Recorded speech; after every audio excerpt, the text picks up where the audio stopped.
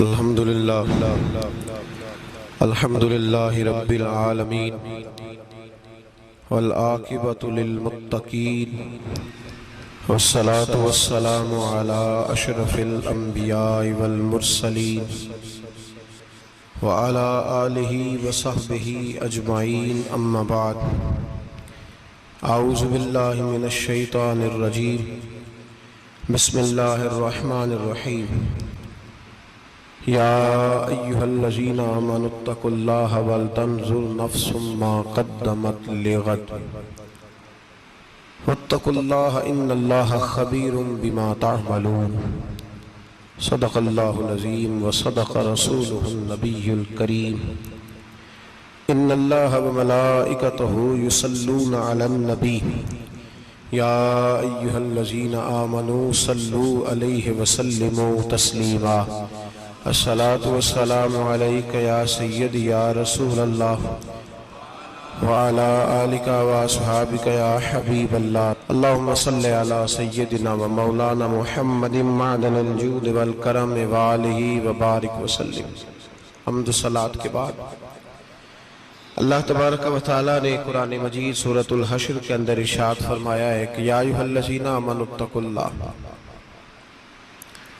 اے ایمان والو اللہ سے ڈرو، وَلْتَنْظُرْ نَفْسٌ مَا قَدَّمَتْ لِغَدٍ، ہر آدمی یہ سوچ لے کہ اس نے اپنے آگے کیا بھیجا ہوا ہے،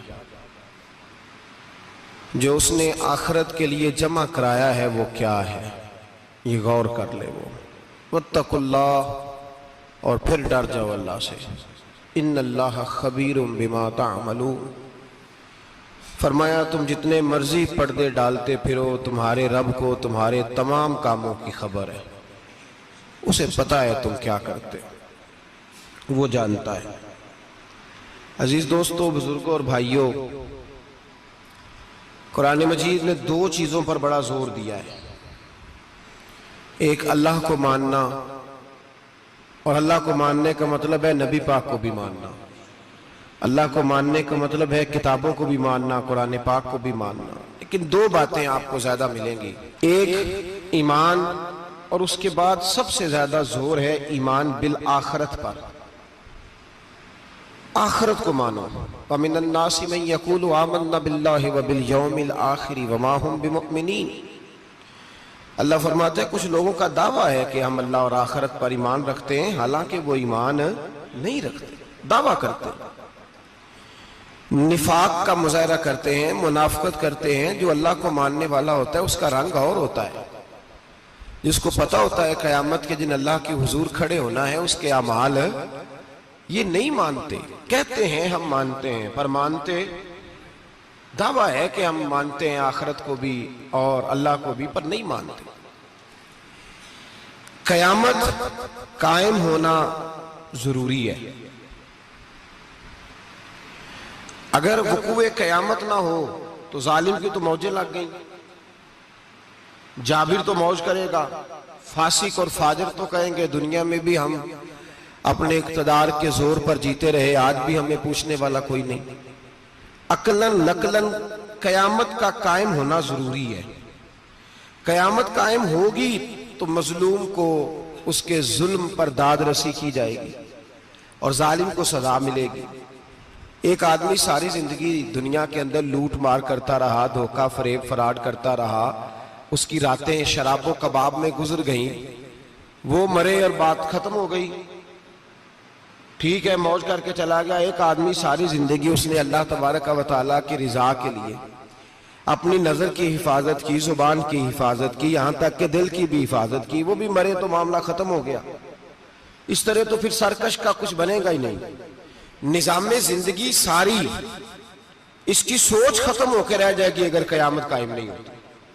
قیامت کا قائم ہونا حق ہے، اس لیے قرآن مجید نے ایک جگہ پہ نہیں 20 جگہ پہ یہ بیان فرمایا ہے کہ قیامت ضرور قائم ہوگی، قیامت، اور وہ قائم ہو کر اپنے سارے لوازمات سمیت قائم ہوگی۔ میرے نبی پاک صلی اللہ علیہ وسلم نے فرمایا مظلوم کو حق ملے گا، ظالم کو سزا ملے گی۔ جابر اس دن اللہ کی بارگاہ میں رسوا کیے جائیں گے، جن پر جبر کرتے رہے انہیں اللہ کے حضور سے عطا کیا جائے گا۔ قیامت کا وقوع ہونا ضروری ہے، اور قیامت تو جب قائم ہوگی تب ہوگی، دنیا میں بھی ایسا ہوتا ہے۔ ظلم کا انجام ٹھیک نہیں ہوتا، جبر کا انجام، جھوٹ کی زندگی لمبی نہیں ہوتی، دھوکے، فریب، فراڈ، ملمہ سازی، ان چیزوں کی عمریں اللہ نے تھوڑی رکھی ہیں۔ وقتی طور پر ظالم کو، دھوکے باز کو، جابر کو جو مہلت ملتی ہے وہ سمجھتا ہے میری سیاست کام کر رہی ہے، وہ سمجھتا ہے میں بڑا دانا ہوں، بڑا چالاک ہوں، دیکھ لو اتنے ظلم کے، جبر کے، دھوکے کے باوجود بنا ہوا ہوں۔ حالانکہ اللہ کی طرف سے اسے مہلت ملتی ہے، اور بڑا ہی مہربان ہے، مہلت اس طرح دیتا ہے کہ میرے نبی پاک علیہ السلام نے فرمایا جب میرا مسلمان نیکی کرتا ہے تو اللہ فرشتوں سے فرماتا ہے 70 گنا بڑھا کے لکھ لو اس کی نیکی، 70 گنا۔ اور جب گناہ کرتا ہے تو اللہ فرماتا ہے ٹھہر جاؤ ابھی لکھنا نہ، اسے ٹائم دو۔ یا اللہ کتنا؟ فرمایا 24 گھنٹے تو دو، ہو سکتا ہے توبہ کر لے، یہ اس کی مہربانی ہے۔ اب وہ جو اللہ نے مہلت دی ہے نا کہ شاید توبہ کر لے، لوگ سمجھتے ہیں میری چالاکی کی وجہ سے نظام سیٹ چل رہا ہے، میں بڑا تیز ہوں، 2 4 5 باتیں بولتا ہوں سب صحیح ہو جاتا ہے۔ لوگ اس کو اپنی دانائی سمجھ لیتے ہیں، حالانکہ وہ اللہ کی طرف سے۔ فرعون نے کئی 100 سال حکومت کی، اور اس طرح اس نے ظلم کیے کہ لاکھوں اور ہزاروں بچے قتل ہی کرا دیے، 12,000 عورتوں کے پیٹ میں حمل تھا اس نے ضائع کرا دیا۔ جب حضرت موسیٰ علیہ السلام اپنی قوم کو لے کے نکلے، رستے میں دریا آ گیا، فرعون پیچھے لگا ہوا تھا، وَإِذْ فَرَقْنَا بِكُمُ الْبَحْرَ فَأَنْجَيْنَاكُمْ، اللہ فرماتے تمہارے لیے میں نے دریا کو پھاڑا اور تمہیں نجات دے دی، وَأَغْرَقْنَا آلَ فِرْعَوْنَ، اور فرعون کو غرق کر دیا، وَأَنْتُمْ تَنْظُرُونَ، تم کھڑے دیکھ رہے تھے۔ اب جب حضرت موسیٰ دریا کے کنارے پہنچے تو فرعون بھی پیچھے آیا۔ فرعون لوگوں سے کہا کرتا تھا کہ میں کہتا ہوں تو دریا چلتا ہے، میں کہتا ہوں تو ہوائیں آتی ہیں، میرے حکم کے پابند ہے سارے۔ جاگ رہے ہیں نا آپ حضرات، غور فرمائیے گا بات پر۔ دعویٰ تھا اس کا کہ میں کہتا ہوں تو نظام زندگی چلتا ہے۔ اب جب دریا کے کنارے پہنچی حضرت موسیٰ علیہ السلام تو اللہ نے حکم دیا کہ آپ عصا ماریں۔ جناب موسیٰ نے عصا مارا، 12 رستے بن گئے۔ اب حضرت موسیٰ کی قوم گزر رہی تھی تو فرعون سے پوچھنے لگے کہ تو کہتا تھا میرے حکم سے چلتا ہے، تو وہ تو حضرت موسیٰ نے ڈنڈا مارا ہے تو رستہ بن گیا ہے۔ باز نہیں آتا انسان باز بہانے بڑے ہیں اس کے پاس، بڑی دلیلیں ہیں، جھوٹ سچ بول کے اپنے آپ کو مطمئن کرتا ہے، آخر دم تک تبدیل ہونے کو تیار نہیں ہوتا، دلیلیں گھڑتا رہتا ہے، بناتا رہتا ہے، شور کرتا ہے جان بوجھ کے۔ بھئی تو کہتا تھا میرے چلانے سے چلتا ہے، تو باز ابھی بھی نہیں آیا۔ کہنے لگا میں نے ہی حکم دیا ہے کہ ذرا پھٹ جا، مجھے یہ زندہ چاہیے۔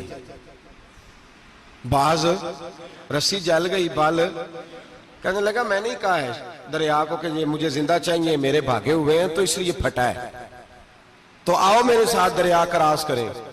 تو پتا تو ان کو بھی تھا نا جتنا تو رب بنا ہوا ہے، پتا تو تھا، سارے جانتے تھے۔ کہنے لگے تو پہلے کراس کر، اگر تو بچ گیا تو ہم بھی پیچھے آتے ہیں۔ اب چاروں ناچار۔ ایک روایت تو یہ ہے کہ یہ جب خدائی کا دعویٰ کرتا تھا نا، تخت پہ بیٹھا ہوتا تھا، تو ایک دن حضرت جبریل آئے اس کے پاس انسانی شکل میں، تو کہنے لگے میں بڑی دور سے آیا ہوں تو ایک مسئلہ پوچھنا تھا۔ کہا پوچھو۔ کہنے لگے ایک غلام تھا کسی بادشاہ کا، تو بادشاہ نے اسے تھوڑی دیر کے لیے ایک علاقے کی سربراہی دے دی۔ کتنی دیر کے لیے؟ کتنی دیر کے لیے ہمیں سربراہیاں ملتی ہیں؟ کیوں جی؟ تھوڑی دیر کے لیے ملتی ہے نا، تھوڑی دیر کے لیے سربراہی دے دی ایک غلام کو۔ ذرا بات کو سمجھیے، حضرت جبریل پوچھتے ہیں، کہتے ہیں سربراہی مل گئی، اب وہ مالک ہی بن کے بیٹھ گیا ہے، وہ بات ہی نہیں سنتا، اس کو تھوڑی دیر کے لیے بنایا تھا، وہ تو خدائی کا دعویٰ کرنے لگا ہے۔ آپ بتائیں اس کا انجام کیا ہونا چاہیے؟ یہ مسئلہ پوچھنے آیا ہوں۔ تو فرعون کہنے لگا اس کا انجام یہ ہے کہ اسے پانی میں گوتے دے دے کے مار دے۔ انجام کیا ہے؟ بولیے بولیے، کیا انجام ہے؟ کیا انجام ہے جی؟ پانی میں، اللہ اکبر، اپنی سزا تجویز کر رہا ہے۔ اس کی سزا کہ اسے پانی میں غوطے دے دے کے مارو ظالم کو. اسے تھوڑی دیر کے لیے بنایا تھا اور وہ چھائی گیا ہے, قبضہ ہی کر گیا ہے. حضرت جبریل کہنے لگے جی آپ لکھ کے دے دیں گے؟ کہنے لگا لاؤ لکھ دیتے ہیں. لکھوا لیا. جناب جبریل رکا لے کے تشریف لے گئے. اب جب فرعون دریا میں آیا نا تو اللہ نے حکم دیا مل جا. جب دریا ملا چیخنے لگا تو حضرت جبریل آئے, کہنے لگے تیرا ہی فتویٰ ہے, یہ تیری سزا ہی ہے نا. ہم بھی بڑی سزائیں تجویز کرتے ہیں. یہ جھوٹا ہے جی, اس کا تو فلانا علاج ہونا چاہیے, تو اگر تو جھوٹ بولے تو یہ فلانا بڑا جاور ہے جی, اس کے ساتھ اس طرح ہونا چاہیے, تو اگر تو یہ کام کرے تو جو سزا تو لوگوں کے لیے تجویز کر رہا ہے تو اپنے بارے میں بھی سوچ. اب جب غوطے آئے نا آخری وقت دیکھا وہ فرعون جو کہتا تھا میری مرضی سے دریا چلتا ہے. علامہ ساوی نے تفسیر ساوی میں لکھا ہے تڑپ کے رونے لگا. جب یہ مزاج ہے, ایک دفعہ اوپر آتا ہے آدمی جب دریا میں جاتا ہے, اوپر آیا تو چیخنے او میرے حواریو خدا کا واسطہ مجھے بچاؤ.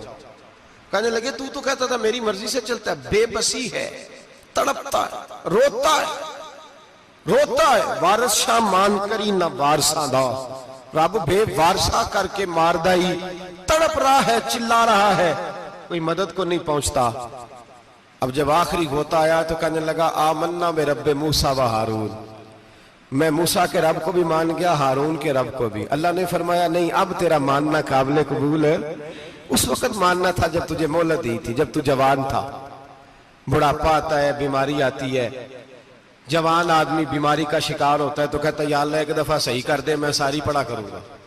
ایک دفعہ ٹھیک کر دے, میں مسجد میں رہوں گا, میں اگلے سال اعتکاف بھی کروں گا, میں ساری تراویحیں پڑھوں گا. تو اس وقت پڑھنی تھی جب تجھے مہلت دی تھی. اس وقت پڑھنا تھا جب اللہ نے تجھے آسانی دی, زندگی دی. اگلا وقت یہ حال ایک کا نہیں ہوا. نمرود کو دیکھ لیں, حضرت ابراہیم علیہ السلام کو کہتا تھا میں رب ہوں. آپ نے فرمایا رب تو وہ ہے جو زندہ کرتا اور مارتا ہے. ایک موت کا قیدی بلایا, کہنے لگا ہاں بھائی کتنے دن رہ گئے تھے پھانسی میں؟ کہنے لگا جی پرسوں ہونی تھی. کہا جا تجھے آزاد کیا, لو میں بھی زندگی دیتا ہوں. ایک بے گناہ آدمی کو پکڑ کے قتل کر دیا, کہتا میں بھی مارتا ہوں. حضرت ابراہیم علیہ السلام کہنے لگے تو بیوقوفوں جیسی دلیلیں دے رہا ہے. چل اس طرح کر, میرا رب سورج مشرق سے نکالتا ہے, تو اگر رب ہے تو مغرب سے نکال کے دکھا. اب دلیل کا جواب کوئی نہیں تھا تو کہنے لگا پکڑو اور آگ میں ڈال دو. اللہ کے نبی کو آگ میں ڈالنے والا. یہاں ایک مچھر بیٹھا ہے, 400 سال حکومت کی اور خدائی کا دعویٰ کیا.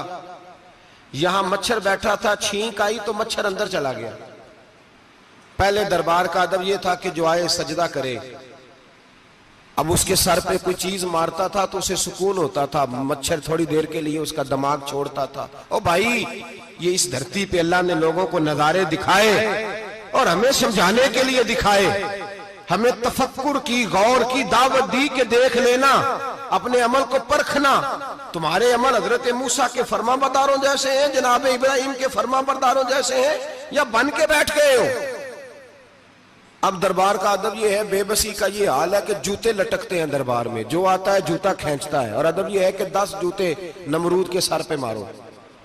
اور 400 سال جوتے لگتے رہے. روتا تھا, جو آدمی آتا تھا منتیں کرتا تھا, کہتا تھا کہیں سے کوئی دوائی مل جائے گی. پاگلوں جیسی زندگی گزاری, پاگلوں جیسی سخت. وہ تو حساب, وقوع قیامت تو حساب ہوگا ہی. یہاں لوگ پاگل ہو کے مرتے ہیں, معاذ اللہ, نفسیاتی مریض ہو کے مرتے ہیں. یہاں آخری وقت اتنا سخت آتا ہے کہ دنیا موت کی دعائیں مانگتی ہے. میرے بھائی جب انسان ظلم کرتا ہے تو بھول جاتا ہے کہ شاید مجھے پوچھے گا کوئی نہیں. جب وہ زیادتی کرتا ہے تو بھول جاتا ہے. جب وہ کسی کا حق کھاتا ہے تو وہ کہتا ہے شاید اس کا تو وارث ہی کوئی نہیں جس کو میں لوٹ رہا ہوں.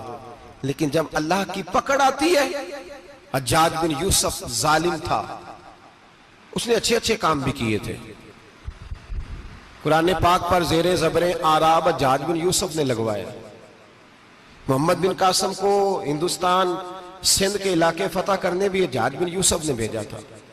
ساری خوبیاں اپنی جگہ پر, ظالم بہت بڑا تھا.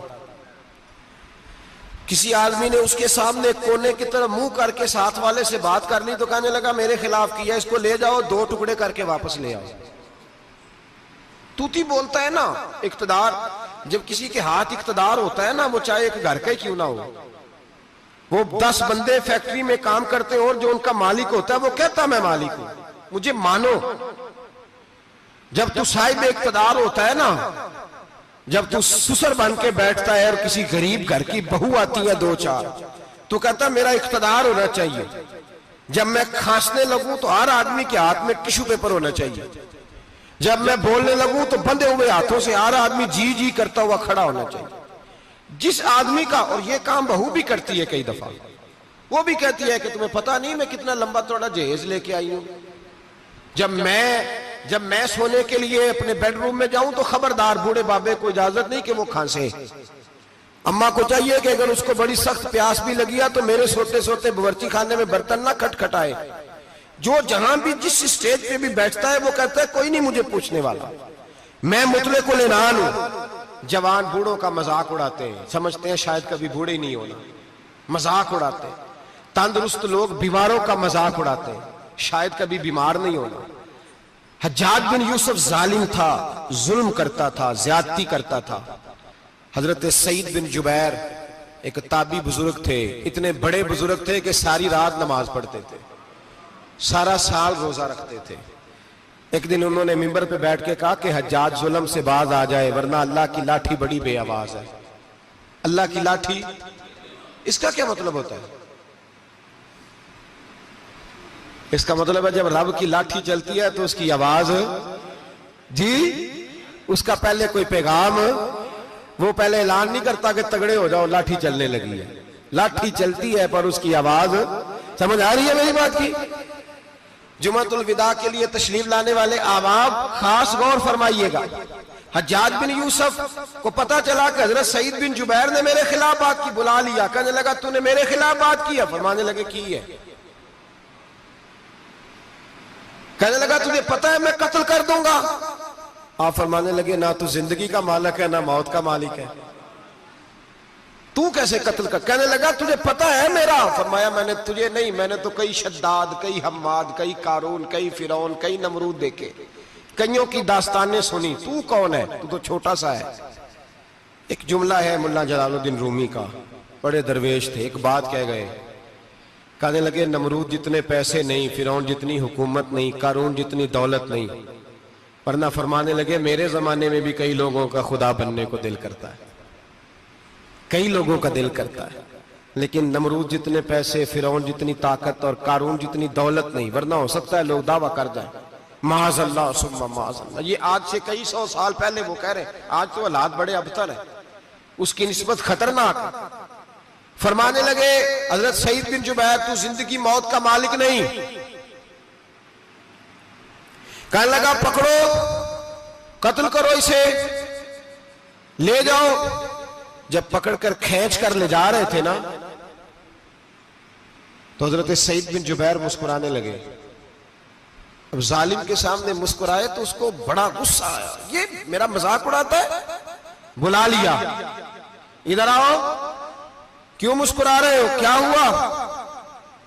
تو حضرت سعید بن جبیر کہنے لگے میں مسکرا رہا ہوں تیری بیوقوفی پر اور اپنے اللہ کی دی ہوئی ڈھیل پر۔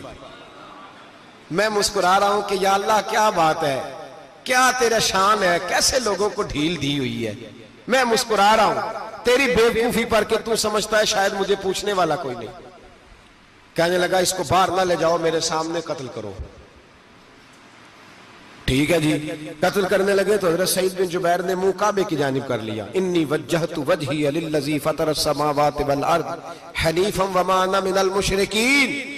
جب آپ نے یہ آیتیں پڑھی نا کہ میں نے منہ کر لیا ہے اپنے رب کی جانب، کرو مجھے قتل، کہنے لگا نہیں نہیں، اس کا منہ پھیرو، کعبے کی طرف ہو کے قتل نہ ہو، ہے ظالم پر پاگل ہو گیا ہے۔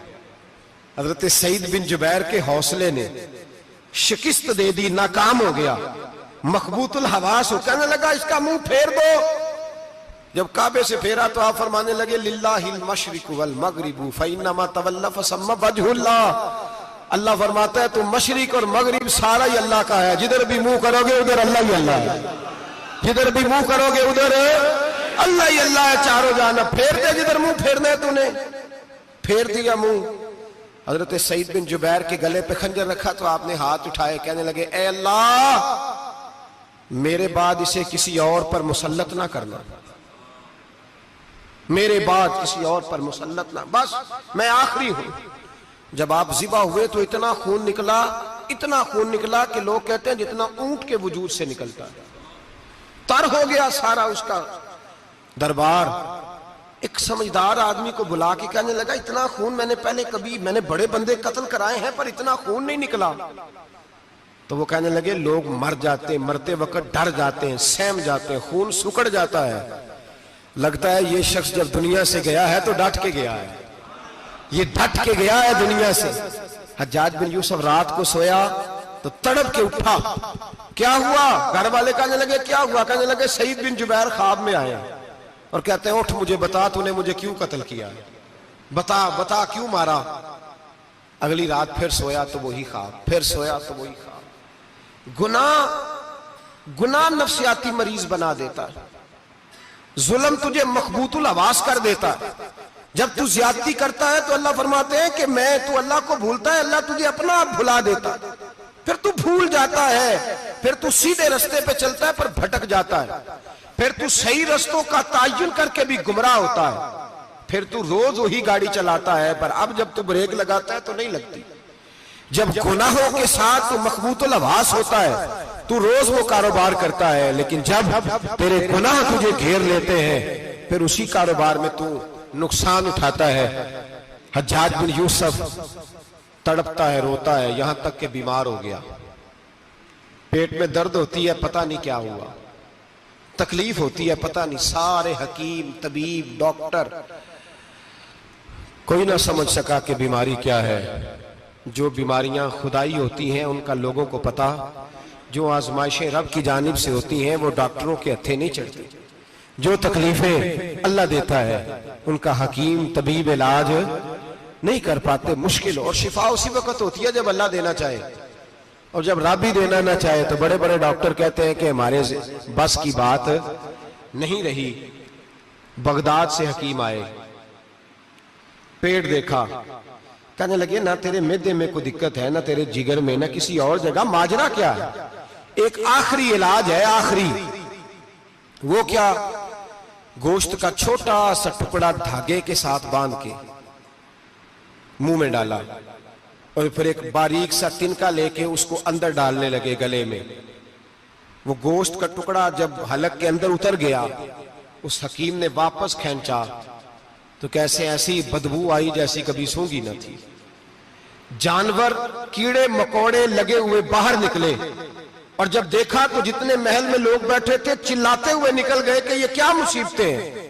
حکیم بھی اٹھ کے دوڑنے لگا، کہا تجھے کیا ہوا؟ کہنے لگے حجاج تیری بیماری زمینی نہیں، تیری مصیبت زمینی نہیں۔ کہا میری مرض تک تم کیوں نہیں پہنچ پا رہے؟ تو کہنے لگے لگتا ہے تو بد دعا کا مریض ہے، لگتا ہے تو ظلم کا مریض ہے، تو جبر کا مریض ہے۔ تڑپتا رہا، سسکتا رہا۔ ایک وقت وہ بھی آیا کہ گھر والوں نے کمرے میں بند کر کے تالا لگا دیا، دیوار سے ٹکرے مارتا۔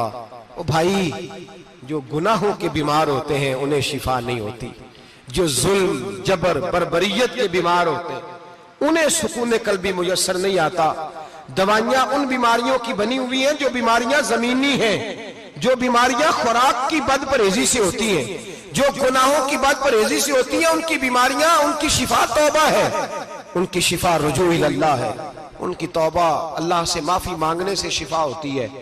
حجاج جب مرنے لگا تو بلایا، یہ رنگ بھی ذرا ملاحظہ کیجئے گا، دو چار قریبیوں کو بلایا، پتہ ہوتا ہے نا اپنے کرتوتوں کا آدمی کو، پتہ سارا ہے سردار نوکیتیاں دا، پتہ ہوتا ہے سارا۔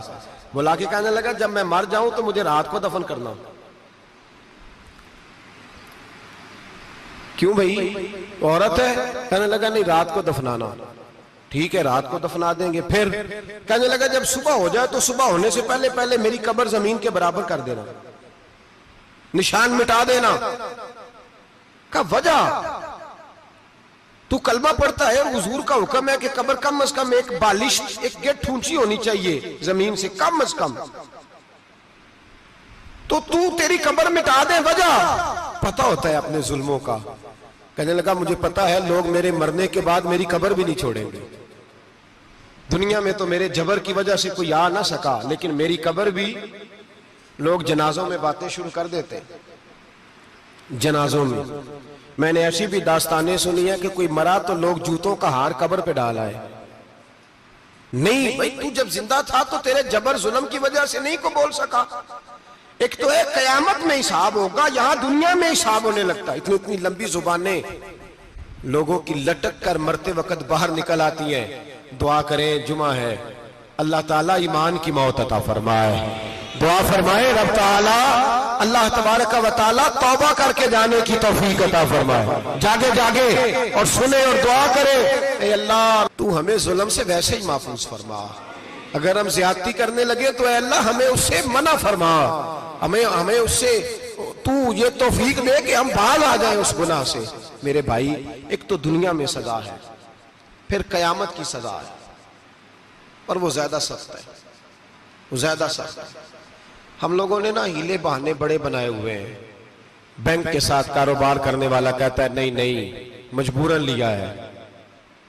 مجبوراً مر رہا تھا تو آخری لبوں پہ تھا تو جائز ہے. جائز ہے. اس وقت جب تجھے کھانے کو لقمہ نہ لگے تو حرام کھانا بھی جائز ہے. کیا دقت تھی؟ کیوں اللہ رسول کے مقابلے میں کھڑا ہوا تو؟ کیوں سود کا دھندا کیا؟ کیا تکلیف تھی؟ کہاں تو الجھ گیا تھا؟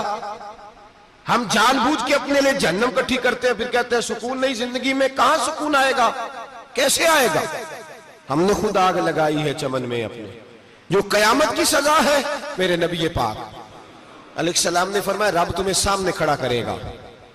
اور کس طرح کھڑا کرے گا؟ فرمایا لوگوں کے وجود سے کپڑے اتر جائیں گے. زمین اس طرح دہکے گی جس طرح تانبا زمین پہ رکھا جائے اور آگ جلائی جائے. تانبا دیکھا آپ لوگوں نے؟ یہ بھی گرمی گزری ہے نا، تو فرش پر جب سورج پڑتا تھا تو ننگے پاؤں چلا نہیں جاتا تھا. صحیح کہہ رہا ہوں؟ ننگے پاؤں، بچے کا پیر زمین پہ لگتا تو چیخ اٹھتے ہیں، کہتے ہیں اوہ جل گیا پیر.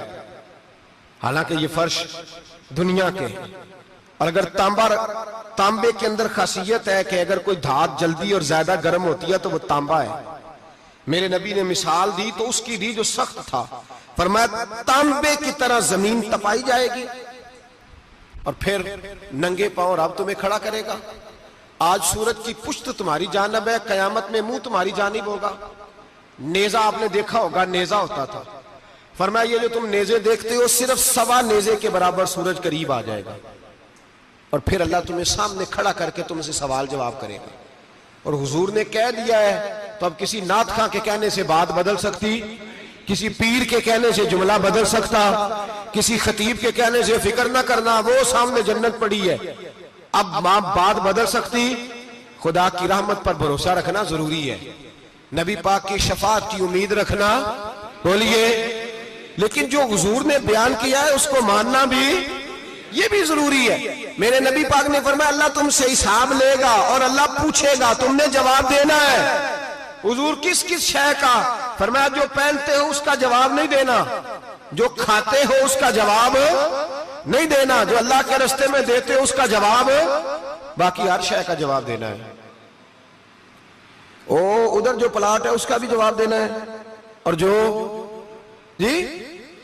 وہ جو بچوں کو پیسے بتائے ان کا بھی جواب دینا ہے، جو چھپائے ہیں ان کا بھی. ثم لتسألن یومئذ عن النعیم. جو کمیٹی اپنے محلے میں ڈالی ہے اس کا بھی جواب دینا ہے، جو سسرال کے علاقے میں ابا جی سے چوری ڈالی ہوئی ہے اس کا جواب بھی، سب کا جواب دینا ہے. تمام حساب کتاب. اور اللہ فرماتے ہیں میں سامنے کھڑا کر کے ہر سوال کا تجھے ہر سوال کا جواب. اچھا یہ جو بڑے لوگ تھے وہ حساب سے ڈرتے تھے، ہم چھوٹے لوگ ہیں ہم حساب سے ہم نہیں ڈرتے، ہم کہتے ہیں دیکھی جائے گی. بڑے لوگ جو تھے وہ حساب سے. حضرت ابوبکر صدیق دعا کرایا کرتے تھے، دعا کرو اللہ مجھ سے حساب نہ پوچھے. حضرت عمر فاروق رضی اللہ تعالیٰ عنہ اپنے بیٹے سے کہتے تھے بیٹا اپنے باپ کے لیے رحمت کی دعا کرنا، میں درگزر والا ہوں، میں حساب والا کوئی نہیں. بڑے لوگ ڈرتے تھے. بڑے لوگ حضرت عثمان غنی قبر پہ کھڑے ہوتے تھے تو داڑھی آنسوؤں سے بھیگ جاتی. غلام کہتے ہیں حضور 3 دفعہ نبی پاک نے آپ کو جنت کی بشارت دی ہے، 3 دفعہ بشارت دی ہے، تو آپ کیوں اتنا روتے ہیں؟ عثمان غنی فرماتے جس رسول نے مجھے جنتی کہا ہے اسی محبوب نے مجھے فرمایا تھا عثمان قبر آخرت کی منزلوں میں سے پہلی منزل ہے. اور آپ فرماتے میرے تو کمرے میں دیا گل ہو جائے تو مجھے ڈر لگتا ہے، اس میں تو مکمل اندھیرا ہے. آپ فرماتے کھڑکیاں بند ہو تو دم گھٹنے لگتا ہے، اس کو تو دروازہ ہی کوئی نہیں، روشن دان تک نہیں. بھائی جو بڑے تھے وہ ڈر رہے تھے. مولا علی شیر خدا نماز کا وضو کر کے کانپتے تھے، کانپتے. علی آپ مرحب کے سامنے نہیں کانپے، خیبر کا دروازہ اکھاڑتے نہیں کانپے، بدر احد خندق حنین اور خیبر میں نہیں کانپے، تو یہاں آپ فرمانے لگے مالک کے سامنے جاتے ہوئے ڈر آتا ہے. بڑے لوگ کانپتے تھے، بڑے لوگ. آج کون سا جمعہ ہے؟ سارے بولیے. حالانکہ یہ اگلے سال دوبارہ آئے گا، ہمارا نہیں پتا کہ ہم ودا ہو جائیں کہ کیا بنے. یہ کون سا جمعہ ہے؟ آیا جمعۃ الوداع، آئے ہم پڑھ گئے. آج ایک فکر لے کر کے جانا، ایک سوچ. جہاں روز رات کو بیٹے کی ٹینشن، بیٹی کی ٹینشن، بھائی کی ٹینشن، پوتے کی ٹینشن ہوتی ہے نا، ایک ٹینشن اور اپنے آج ایک ٹینشن بڑھا لو، قبر کی ٹینشن پیدا کر لو، قیامت کی تھوڑی سی فکر کر لو، تھوڑی سی ایک لمحے کے لیے صحیح تھوڑا خیال پیدا کرے. حضرت حسن بصری نام سنا ہوا ہے نا، یہ حضرت علی کے شاگرد ہیں. نبی پاک کے گھر میں آ جاتے تھے کئی دفعہ، بچے تھے جب. حضرت حسن بصری تابعی ہیں. فرماتے خانہ کعبہ میں عمرہ کرنے گیا، طواف کعبہ کر رہا تھا تو بڑا عجیب منظر ہوا. رات کی تنہائی ہوئی. اس وقت کئی دفعہ طواف بند بھی ہوتا تھا، اس لیے کہ رش کم ہوتا تھا تو رات کو سب سو جاتے. کہتے رات ذرا گہری ہوئی تو لوگ اپنا اپنا خیمہ لے کے جاتے تھے. اب تو ہوٹل ہے نا تو خیمے لگتے تھے، لوگ خیمہ لے کے جاتے تھے، جہاں جگہ ملتی تھی خیمہ لگا کے رہتے تھے. فرماتے میں رات کو سویا خیمے میں، ایک دردناک آواز آئی. میٹھی ہے، دھیمی ہے، پر درد بڑا ہے. کوئی رونے والا رو کے کہتا ہے اللہ حساب قیامت میں مجھ سے نہ لینا، اے اللہ تنہائی میں جتنا مرضی حساب لینا پر لوگوں کے سامنے نہ لینا.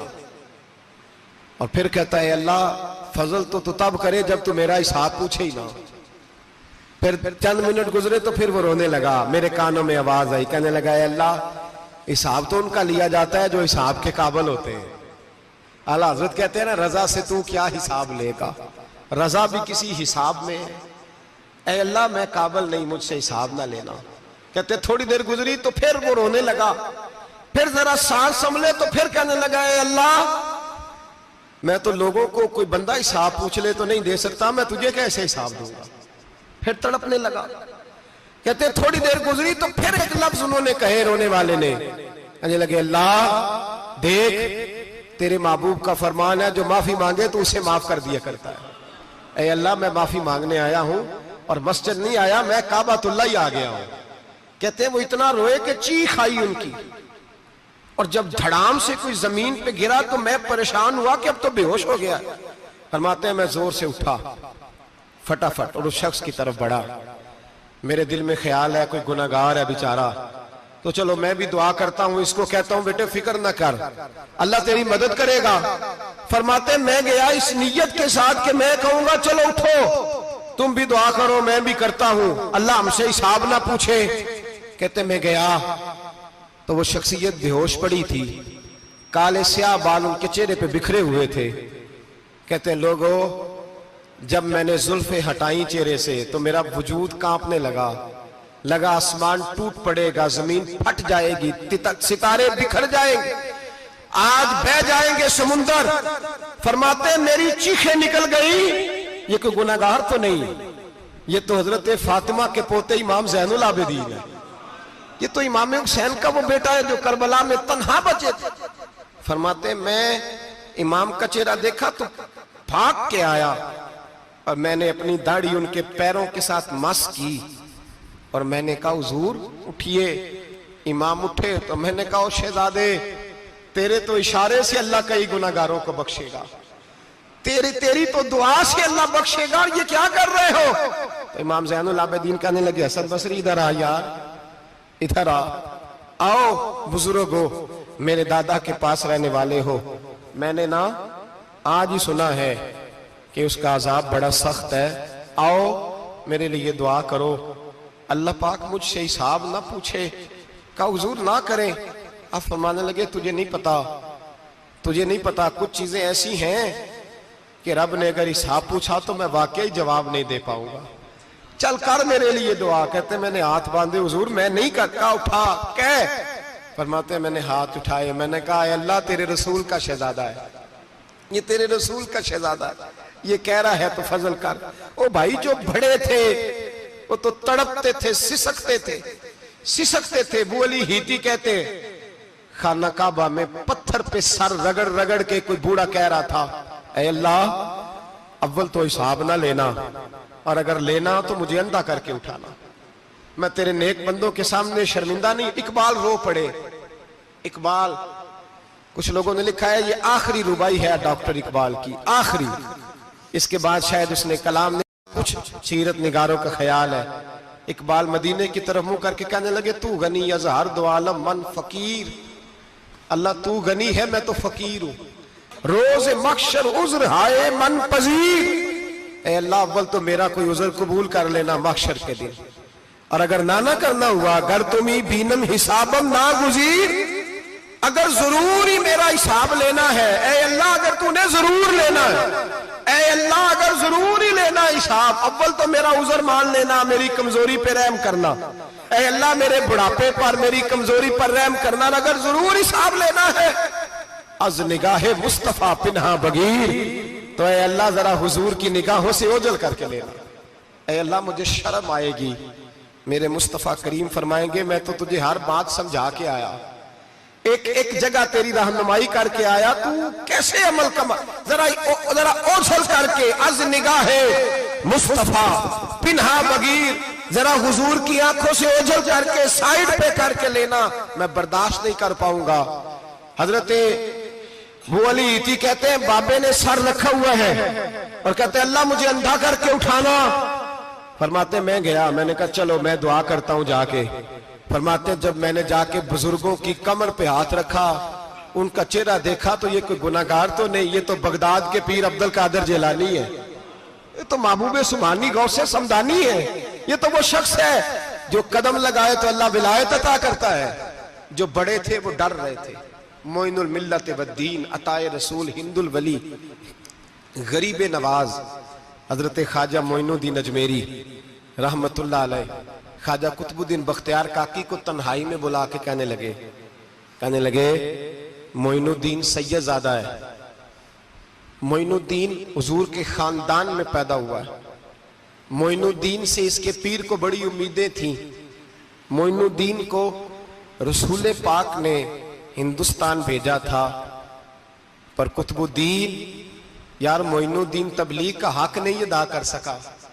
حضرت خواجہ قطب الدین کہنے لگے حضور 90 لاکھ تو مسلمان کر دیے، اور کیا حق تھا؟ فرمایا نہیں، جب تو تہجد کی نماز پڑھے نا بیٹا اپنے لیے دعا مانگنا تو خدا سے کہنا مولا میرے پیر کی کوتاہیاں معاف کر، وہ جس اعزاز کا تھا وہ کام نہیں کر سکتا، جو بڑے تھے ان کی تو باتیں بڑی تھی، یہ جو ہم چھوٹے آئے ہیں نا نئے، ٹکٹیں دیتے پھرتے ہیں، ٹکٹیں، بے نمازی جاہل ان پڑھ پیر ٹکٹیں بانٹتا ہے لوگوں کو، تو بھی بخشا ہے تو بھی بخشا ہے۔ وہ 90 لاکھ لوگوں کو رائے حق پر لگا کے بھی کہتے تھے نہیں، حق تو یہ ہے کہ حق ادا نہ ہوا، حق تو یہ ہے کہ حق، کوئی شے پلے نہیں، ڈٹا ہوا کھڑا ہے مسلمان، ڈٹا ہوا۔ یہ حساب سنے۔ کسی نے حضرت ابو ہریرہ سے کہا کہ کوئی ایسی حدیث سناؤ جو آپ کو بھی بڑی محبوب ہو۔ حضرت ابو ہریرہ نے چیخ ماری، رونے لگے اور بے ہوش ہو گئے، پھر ہلایا، پانی پلایا، اٹھے، کہا حضور بات کی تھی حدیث سنائے، پھر رونے لگے۔ ہمیں تو نہیں نہ رونا آتا، ہمیں تو تب آتا ہے جب بیٹا بات نہ مانے، ہمیں تو تب آتا ہے جب کاروبار میں نقصان ہو جائے، ہمیں تو تب رونا آتا ہے جب ہمارا کوئی دوست ہمارے بارے میں غلط بات کر دے، بے عزتی دنیا کی ہو جائے۔ حضرت ابو ہریرہ 3 دفعہ ہوش آیا، 3 دفعہ روئے اور کہنے لگے عزیزو یہ وہ والی حدیث ہے کہ میں سوچتا بھی ہوں تو میں تڑپ اٹھتا ہوں۔ کہا کون سی حدیث؟ تو حضرت ابو ہریرہ کہنے لگے میں نے نبی پاک سے سنا ہے قیامت میں سب سے پہلے علماء کا حساب ہوگا، سب سے پہلے۔ علماء کا۔ رب کریم فرمائے گا تمہاری دین کے نام پر بڑی موجیں تھیں، تمہارے بڑے پوسٹر چھپتے تھے، لائنیں بنا کے لوگ تمہارے ہاتھ چومتے تھے، لوگ تمہاری گڑی کو بھی چومنا اپنے لیے سعادت سمجھتے تھے۔ بتاؤ میرے رسول کے نام پر کھانے والوں کیا کر کے آئے ہو؟ عمل بتاؤ، عمل۔ موج بڑی کی نا تم نے، بتاؤ عمل۔ علماء عالم عرض کرے گا اے اللہ میں جگہ جگہ تیرے رسول کے دین کی بات کرتا تھا، میں قرآن کے درس دیتا تھا، میں راتیں بیدار رہ کے تیاریاں کرتا تھا، میں جو بن سکا کیا۔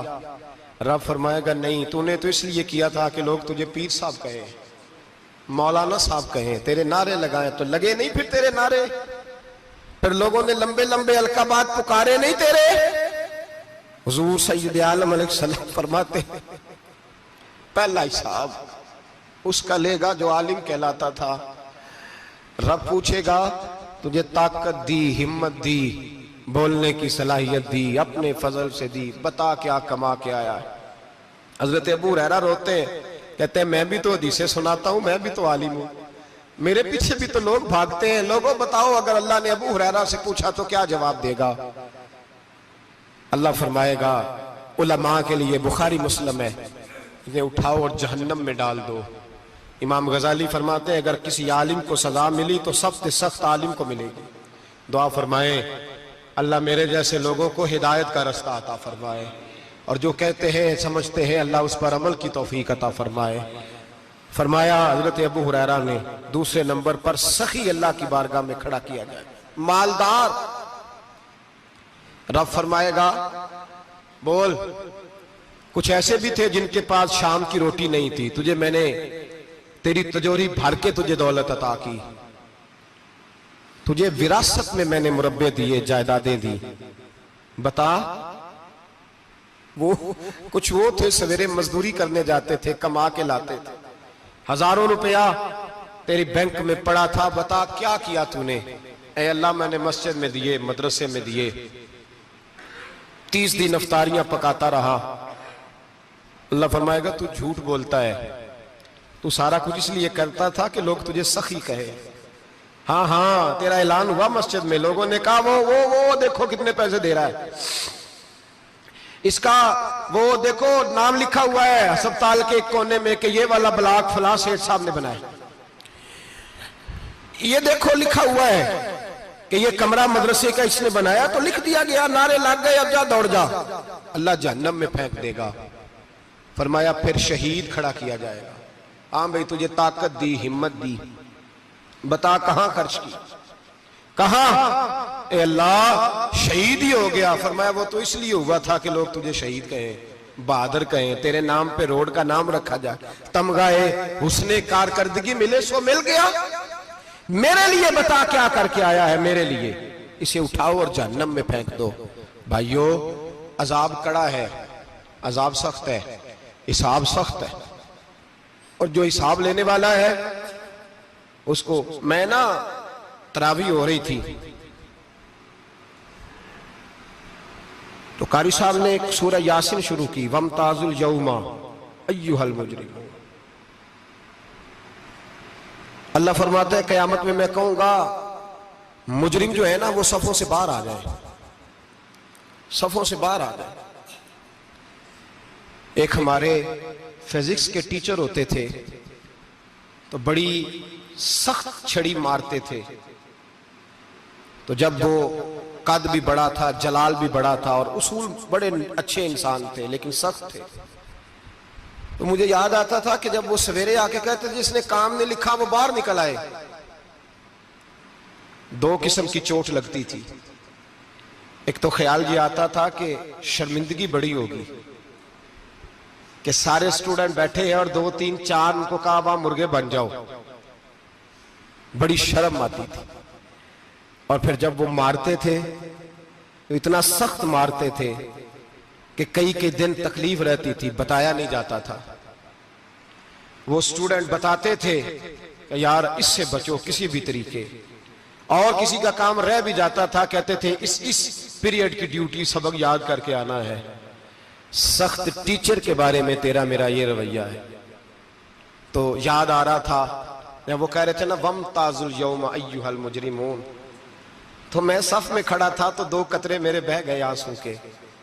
مجھے ساتھ بچہ کہنے لگا تبھی یہ ٹھیک ہے، میں نے کہا تبھی یہ تو ٹھیک ہے، کچھ یاد آ گیا ہے کہ میدان محشر میں یہاں تو چھپے ہوئے ہیں نا عیب، چھپے ہوئے، اور بھائی رب بڑا کریم ہے، عیبوں کے باوجود نوازتا ہے۔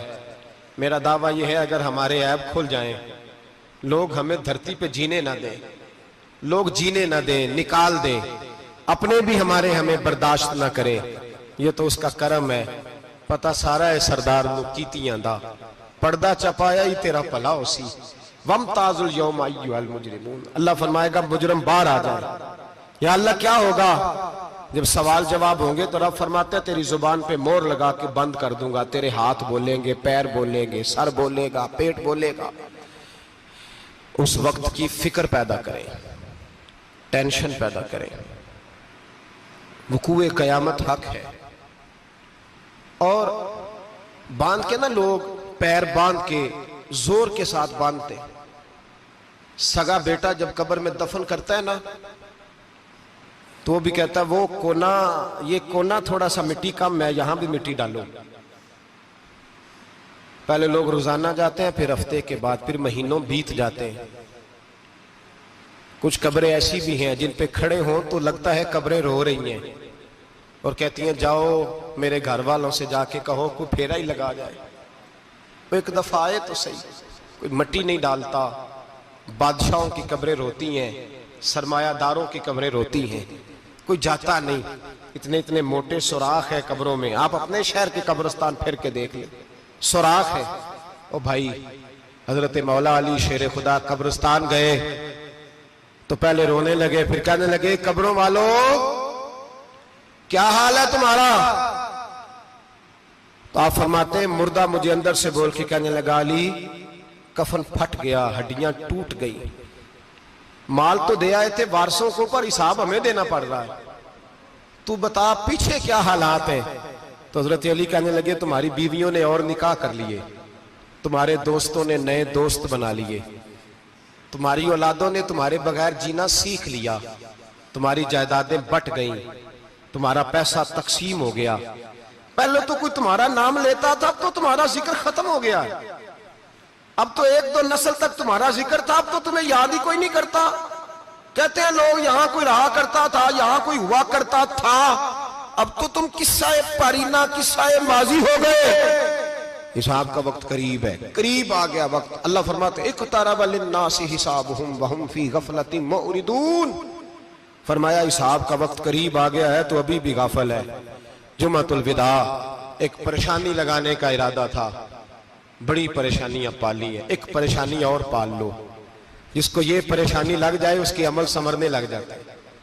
یہ پریشانی پال لو کہ اگر مجھے حساب دینا پڑے۔ حضرت عمر کا فرمان، آپ فرمایا کرتے تھے اپنا حساب خود کر لو قبل اس کے کہ اللہ تمہارا حساب کرے۔